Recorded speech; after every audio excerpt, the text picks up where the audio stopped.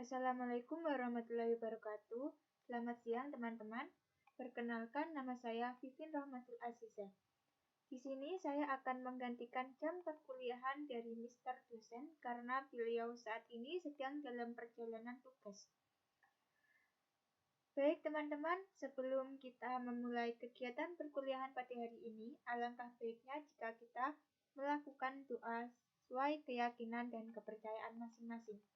Untuk berdoa, kami persilakan.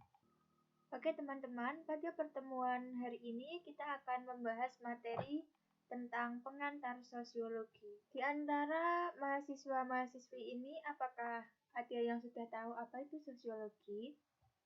Jika belum, kita simak ya materinya.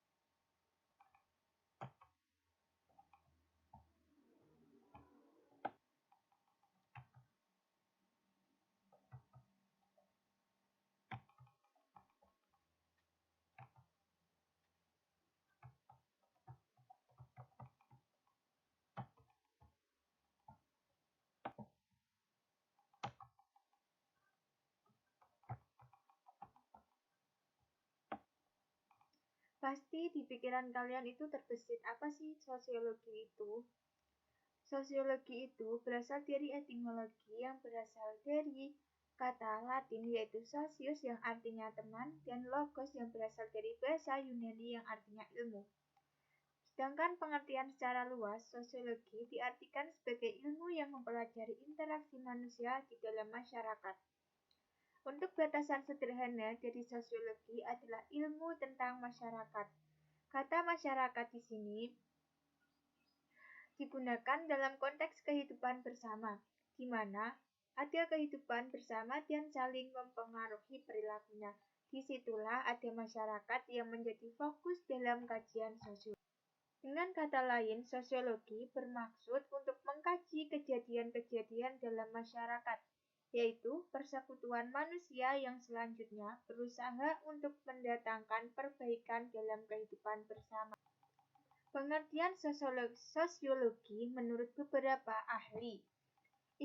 Istilah sosiologi pertama kali digunakan oleh Auguste Comte untuk mempelajari keadaan masyarakat Eropa pada saat terjadinya revolusi industri dan mulai dikenal sejak abad ke-19. Oleh sebab itu, Auguste Comte disebut sebagai bapak sosiologi dunia.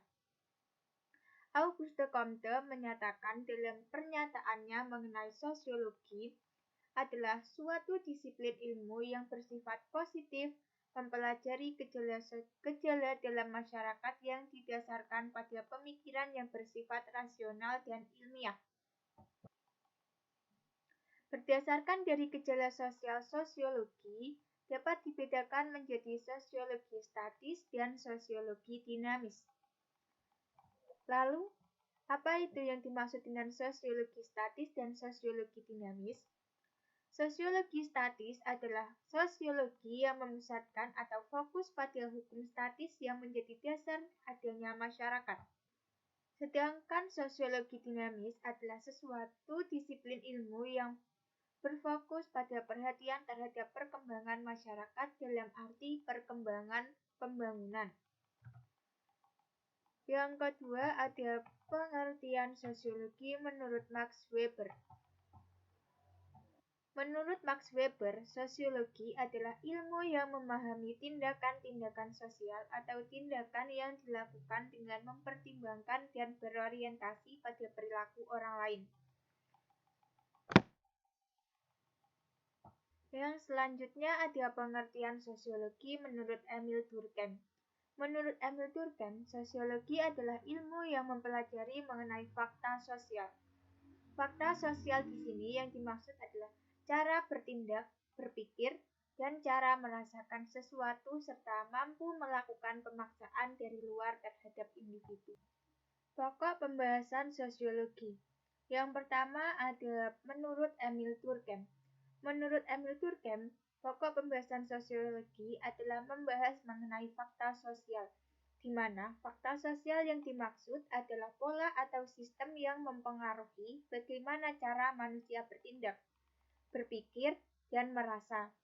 Fakta sosial ini menurut Emil Durkheim terdiri atas dua macam, yaitu dalam bentuk material, yaitu sesuatu yang dapat disimak, ditangkap, dan diobservasi, serta merupakan bagian dari dunia nyata.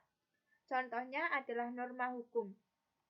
Yang kedua ada dalam bentuk non-material, yaitu sesuatu yang ditangkap secara nyata atau eksternal, bersifat intersubjektif dan hanya muncul dari dalam kesadaran manusia. Contohnya adalah opini, orgoisme, egoisme, dan altruisme. Yang kedua menurut Max Weber. Max Weber dalam membahas pokok pembahasan sosiologi menurutnya adalah tentang tindakan sosial, di mana tindakan sosial ini yang dimaksud adalah tindakan yang bisa dikatakan sebagai tindakan sosial apabila tindakan tersebut dilakukan dengan mempertimbangkan perilaku orang lain. 4 tipe tindakan sosial, yaitu yang pertama tindakan rasionalitas instrumental, yang kedua tindakan rasionalitas yang berorientasi nilai, yang ketiga ada tindakan tradisional, dan yang terakhir ada tindakan irasional. Slide selanjutnya membahas tentang ruang lingkup dan objek kajian sosiologi. Objek kajian sosiologi pada dasarnya mempelajari masyarakat dan perilaku sosial manusia dengan meneliti kelompok yang dibangunnya. Objek kajian sosiologi yaitu 1. Hubungan timbal balik antara individu satu dengan yang lainnya, hubungan antara individu dengan kelompok, hubungan antara kelompok dengan kelompok, dan yang terakhir sifat-sifat dari kelompok sosial yang beragam coraknya. Sedangkan menurut Meyer F. Nimkov mengemukakan 7 objek besar sosiologi, yaitu mengenai 1. Faktor-faktor dalam kehidupan manusia, yang kedua kebudayaan, yang ketiga human nature, yang keempat perilaku kolektif, yang kelima persatuan hidup, yang keenam lembaga-lembaga sosial, yang ketujuh adalah social change. Ruang lingkup kajian sosiologi. Ruang lingkup kajian sosiologi mencakup semua interaksi sosial yang berlangsung antara individu dengan individu, individu dengan kelompok, kelompok dengan kelompok dengan yang ada di dalam lingkungan masyarakat. Dengan kata lain, ruang lingkup kajian sosiologi mencakup dasar pengkajian kemasyarakatan, meliputi sebagai berikut. Yang pertama mengenai peran sosial individu itu sendiri. Yang kedua, nilai dan norma sosial yang mendasar yang ada di dalam masyarakat. Yang ketiga, masyarakat dan kebudayaan daerah, adat istiadat, kepercayaan, dan sebagainya. Yang keempat, ada perubahan sosial budaya, dan yang terakhir adalah masalah sosial budaya. Nah, itu tadi materi yang telah kita bahas pada pertemuan kali ini.